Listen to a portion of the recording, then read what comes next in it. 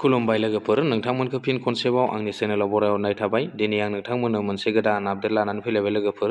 अन्नानै नोंथांमोना भिडिअखौ जोबजासिम नायलां आरो सोरबाफोर आंनि चेनेलाव गोदानै फैदोंब्ला दासिमबो जुदि आंनि चेनेलखौ साबस्क्राइब खालामाखैब्ला अन्नानै आंनि चेनेलखौ साबस्क्राइब खालामनानै हो, लोगोसे लाइक आरो शेयारबो खालामनानै। गोबाङानो मैयानि भिडिअआव कमेन्ट्स खालामनानै सोंहरदोंमोन रेशन कार्डनि अनलाइन एप्लाइ भिडिअ लाबो होननानै। दिनै आं नोंथांमोननो रेशन कार्डनि अनलाइन एप्लाइखौ बोरै बानायनाय जायो बेनि भिडिअ लानानै फैबाय लोगोफोर। अन्नानै नोंथांमोना भिडिअखौ जोबजासिम नायलांबानो जाबाय आरो। गिबियावनो नोंथांमोना गावनि मबाइल फननि क्रोम ब्राउजारखौ अपेन खालामनानै लादो आरो बेवहाय नोंथांमोना टाइप खालामनानै हो NFSA। लोगोफोर दसे लडिं लागोन दै, आं बेवहाय टाइप खालामबाय। टाइप खालामखांनायनि उनाव नोंथांमोनाव नै दसे नेटआ एसे स्ल' बेफोरबायदि मोनसे पर्टेल अपेन जागोन आरो लोगोफोर। बेवहाय नोंथांमोना नायनानै लादो नैबेखौ नोंथांमोननि पर्टेलखौ आरो लोगोफोर। नोंथांमोनाबो बेबायदि ओंखारगोन। बेनिफ्राय नोंथांमोननि बै आगदाखै थानाय जि बेवहाय साइन इन दंना मोनसे आरो रेजिस्टार दं, बेवहाय नोंथांमोना पाब्लिक लगइनआव नोंथांमोना खनसे क्लिक खालामनानै दै, गोजौआव पाब्लिक लगइन दं बेयाव क्लिक खालामबाथाय आं पाब्लिक लगइनआव क्लिक खालामबाय। क्लिक खालामखांनायनि उनाव दसे समाय लडिं लागोन दे लोगोफोर। लडिं लाखांनायनि उनाव नोंथांमोना दानिया नायदो बेवहाय नोंथांनि जि आधार कार्ड नाम्बार बेखौ बेवहाय होनो नांगौ दे लोगोफोर। नाथाय नोंथांनिया जुदि सिगाङाव रेजिस्टार खालामखानाय दंबासो, जुदि गैखायाब्ला नोंथांमोना बेवहाय होनो नाङा। नैबे गाहायनि निउ इउजार आइडियाव नोंथांमोना क्लिक होदो आरो साइन हियाराव बेवहाय क्लिक होबाय। क्लिक होखांनायनि उनाव दसे समाय लडिं लाबावदों नै। दानिया नोंथांमोननि जि आधार कार्डनि नाम बेयो सेम जानांगोन, आधार कार्डआव थानाय नाम बेखौ नोंथांमोना बेवहाय फिलआप खालामदो। बेनि उनाव नोंथांनि डेट अफ बार्थ, बेनि उनाव नोंथांनि जि जेन्डार बे जेन्डारखौ नोंथाङा फिलआप खालामदो। बेनि उनाव नोंथाङा लगइन आइडि, बे लगइन आइडियाव नोंथांमोना जायखिजाया नाम्बार थुनानै लानो हागोन आरो नै बेवहाय पासपर्टआवबो नोंथांमोना गोसोआव थानाय नोंथांमोना थुनानै लानो हागोन। बेनि उनाव कनफार्म पासपर्टआव नोंथांमोना होबानो जाबाय दे लोगोफोर। नाथाय नोंथांमोना बे लगइन आइडि आरो नैबे पासपर्टखौ होथारनांगोन दै, खिन्थु बेवहाय नोंथांमोना गोसोआव लाथारनांगोन, जाहाथे बावोब्लाथाय नोंथांमोना लगइन खालामफिननो हानाय नङा। बेनि उनाव नोंथांमोना बे गोजा गोजा थानाया बे आधार कार्ड नं, बेवहाय नोंथांमोना फिलआप खालामबोदो। मबाइल नाम्बारखौ फिलआप खालामदो, बेनि उनाव नोंथांनि स्टेटखौ सेलेक्ट खालामदो, बेनि उनाव डिस्ट्रिक्टखौ खालामदो, बेखौ बानायबोजोबदो। बेनि उनाव नोंथांमोना नैबेखौ गासिखौबो भिलेज थिलेज गासिखौबो फिलआप खालामदो। ओमफ्राय एड्रेसखौ बै गोजा गोजा सिन थानायावल' नोंथांमोना फिलआप खालामबानो जाबाय दे लोगोफोर। आं बेखौ नोंथांमोननो दिन्थिजोबलायासै, नोंथांमोना बेबायदि फिलआप खालामबोबानो जाबाय आरो लोगोफोर।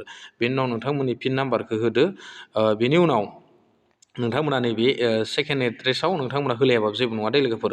बेनि उनाव पिन नाम्बारखौ होबानो जाबाय। बेनि उनाव नोंथांमोना नैबे केपचार क'डखौ बेवहाय बहायनानै होदो आरो लोगोफोर। ओमफ्राय नैबे रिमार्कआव नोङो नोंथांनि नामखौ लिरबाबो जागोन दे लोगोफोर। बेनि उनाव नोंथांमोना गाहायाव मोननै दंना बेवहाय टिक मार्क मोननै लागायनानै होबानो जाबाय आरो लोगोफोर। बेनि उनाव नोंथाङा साबमिट बटनाव खनसे क्लिक खालामनानै होदो आरो लोगोफोर। साबमिट बटनाव क्लिक खालामखांनायनि उनाव दसे समाय माने लडिं लागोन दे लोगोफोर। नै दा पेजआ अपेन जाबाय आरो लोगोफोर।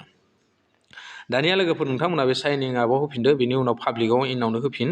होखांनायनि उनाव नोंथांमोना दानिया नैबेवहाय आधार कार्डखौ होदो दे लोगोफोर। आधार कार्डखौ होखांनायनि उनाव नोंथांमोना बेवहाय केपचार क'डखौ होदो। होखांनायनि उनाव नोंथांमोना नैबेवहाय जेनेरेट OTP दंना बेवहाय नोंथांमोना क्लिक खालामदो। क्लिक खालामनाय लोगो लोगोनो नोंथांमोनाव नै बेफोरबायदि नोंथांनि मबाइल नाम्बाराव रेजिस्टार थानाय आधार कार्डजों रेजिस्टार थानाय मबाइल नाम्बाराव OTP थांबाय दे लोगोफोर। थांखांनायनि उनाव नोंथांमोना बहायदो। बहायखांनायनि उनाव नोंथांमोनाव बेफोरबायदि पेज अपेन जागोन आरो लोगोफोर। दानिया लोगोफोर नै बेवहाय नोंथांमोना आगदाखैजा नुगोन, आगसिखैजा नैयो कमन रेजिस्टार, नैबेयाव फेसिलिटि बेवहाय नुगोन, बेयाव क्लिक खालामदो। बेनिफ्राय नोंथांमोना गाहायनि जि जेनेरेल डिटेल्स बेयाव क्लिक खालामदो। क्लिक खालामखांनायनि उनाव नोंथांमोना आसामखौ सेलेक्ट खालामनानै होबानो जाबाय आरो। आं जेरै बानायदों बेबायदिनो बानायनांदो लोगोफोर। आं नोंथांमोननो फारसेनिफ्राय मोजाङै फोरमायलांजोबनो हायासै, अब्लाबो नोंथांमोना आं जेरै भिडिअआव थुनाय दिन्थिदों नोंथांमोना बेबायदिनो थुलांबाय थाबानो जाबाय आरो लोगोफोर। आं समनि एसे आंखालनि थाखाय नोंथांमोननो फारसेनिफ्राय फोरमायजोबनानै होनो हायासै लोगोफोर। नोंथांमोना जेरै आं थुदों बेबायदिनो थुलांबाय थाबानो जाबाय आरो। जेरै सेलेक्ट खालामनो होदों गोजा गोजा सिन थानायखौल' नोंथांमोना सेलेक्ट खालामदो लोगोफोर। गुबुनखौ जेबो सेलेक्ट खालामलायनाङा। बेवहाय नोंथांमोनाथ' गोबाङानो मिथिखागौ जानांगौ, जाय बिथांमोना अनलाइन खालामफेरबाय थाखादोंमोन बिथांमोना एसे मिथिगौ। बेवहाय मा मा होनांगौ नोंथांमोना बेखौ आं जेरै थुदों बेबायदिनो होलांबानो जाबाय। बेवहाय फट' आपल'ड होनांगौ दे लोगोफोर। फट'खौ नोंथांमोना आपल'ड होनानै लाबानो जाबाय।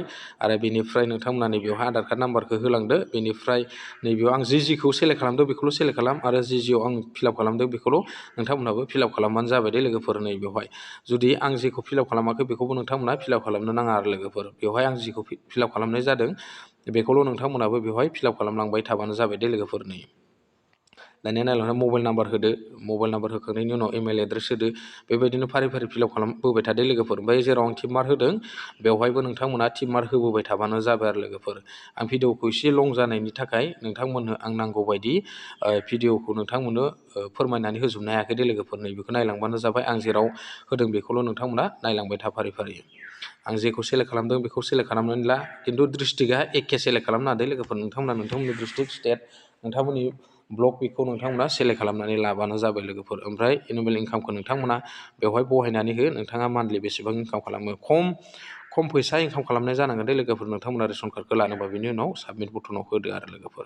बिनि उनाव आं जेरै थुदों बेबायदिनो थुलांबाय था लोगोफोर।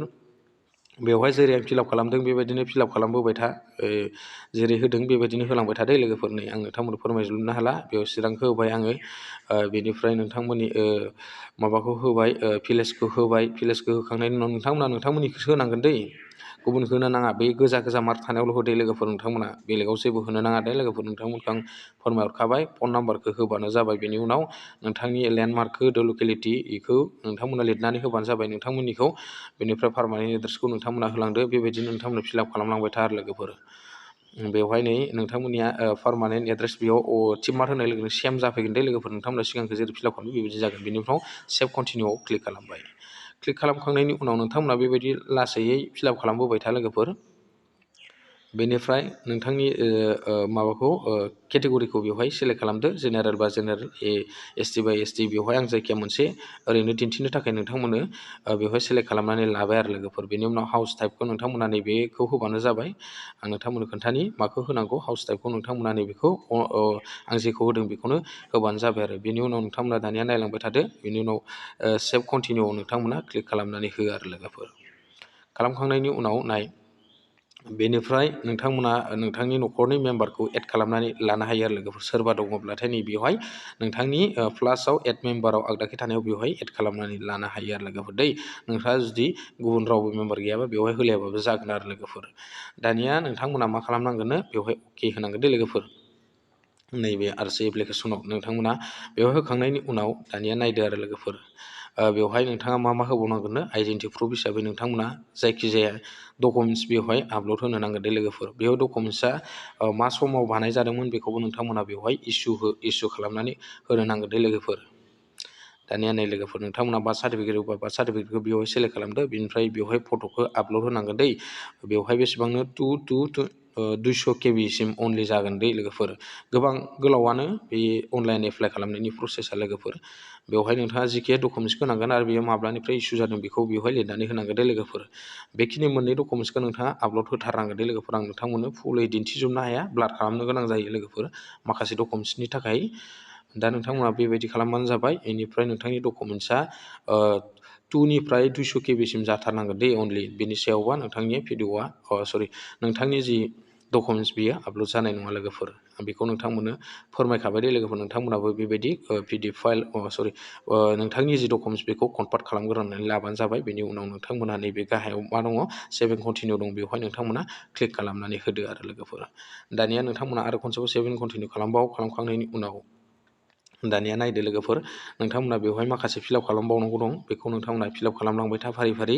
आं नोंथांमोननो फुरायै दिन्थिजोबनो हायासै। बेवहाय नट एभेलेबेलखौ नोंथांमोना हो, माने नोंथांनि रेशन कार्ड जानायनि टाइमा जाथ'वाखै। जेब्ला जागोन अब्लानो नोंथांनिया नट एभेलेबेला गोमोरगोन आरो। दा गैथ'वा नालाय नोंथाङा जि दखाननिफ्राय नोंथाङा रेशन जागोन बेवहाय नोंथांनिया उनाव रेशन जाखांनायनि उनाव नट एभेलेबेला नोंथांनिया गोमोरगोन दै लोगोफोर। नोंथांनि गलायाव, खाथिनि गलायाव नोंथांमोना रेशन जानो हासिगोन आरो लोगोफोर दै। आं बेखिनिखौ खोन्थाखाबाय नोंथांमोननो।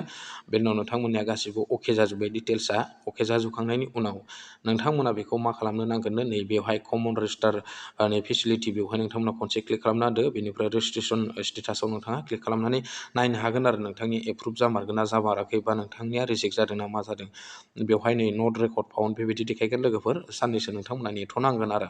बेवहाय पेन्डिं जाथ'नानै दं नोंथांनि जि रेशन कार्ड एप्लाइ खालामनाया। जेब्ला एप्रुभ जागोन अब्लानिया नोंथाङा नोंथांनि बेवहाय गासिबो एड्रेसखौ बेवहाय नुजोबगोन आरो डकुमेन्ट्स आपल'ड होनाय माखाखौ नोंथांमोना बेवहाय फारि फारि डिटेल्सखौ नोंथांमोना बेवहाय मोनजोबगोन दे लोगोफोर। आं बेखिनिखौ नोंथांमोननो फोरमायखाबाय। बेनिफ्राय नै बेबायदि फट' पासपर्ट बेवहाय ओंखारजोबगोन आरो लोगोफोर। नोंथाङा बेनि उनावनो नोंथांनि जि खाथियाव थानाय जि गला बे गलायाव नोंथाङा रेसन जानो हासिगोन आरो जेब्ला नट एभेलेबोला नोंथांनिया खारो दै लोगोफोर आं बेखिनिखौ नोंथांमोननो फोरमायबाय दिनै भिडिअ एसेनोसै लोगोफोर गोजोन्थों थेंक इउ बाय बाय बेबायदिनो नेक्स्ट भिडिअआव लोगो मोनगोन थेंक इउ